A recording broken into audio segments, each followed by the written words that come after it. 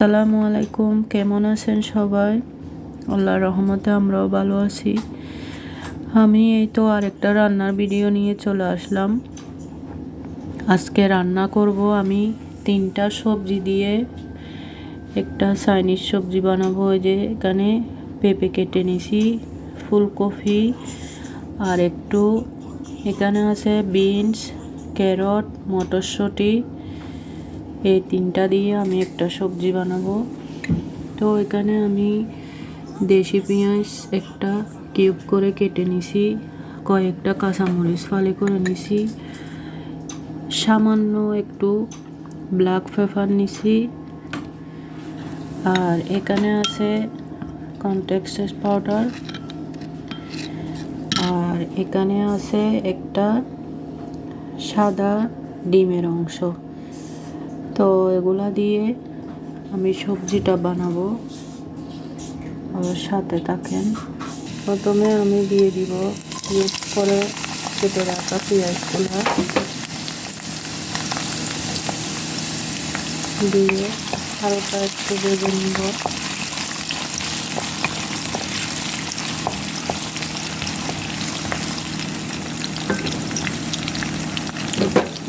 এরপর দিয়ে দিব কাঁচামরিচ কুচি,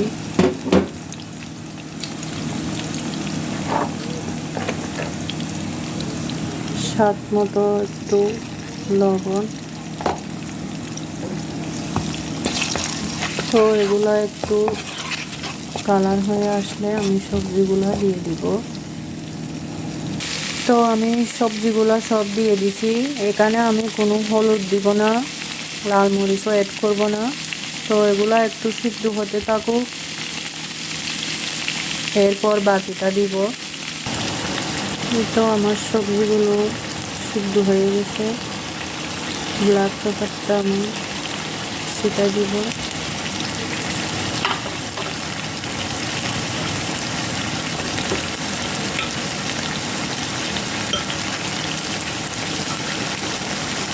এরপর দিয়ে দিব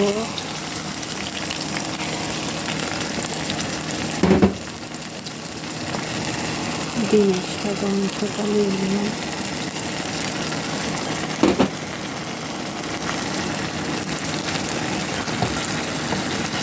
সবগুলো একসাথে মিক্স করে নিলাম।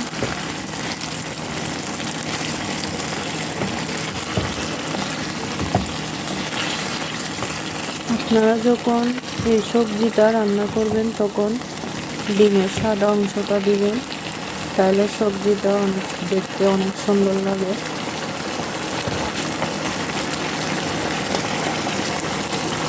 তাই স্যুপ রান্না করার সময় ডিমের ইয়েলো অংশটা দিতে হয়, ওটা দিলে স্যুপের কালারটা অনেক ভালো আসে।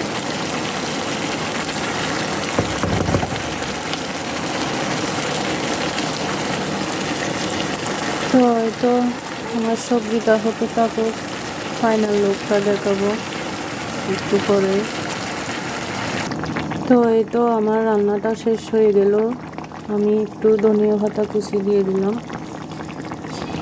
আমার কাছে ফ্রেশ ধনিয়া পাতা ছিল না, তাই আমি ফ্রোজেন করে রাখা ধনিয়া পাতাগুলো দিয়ে দিলাম।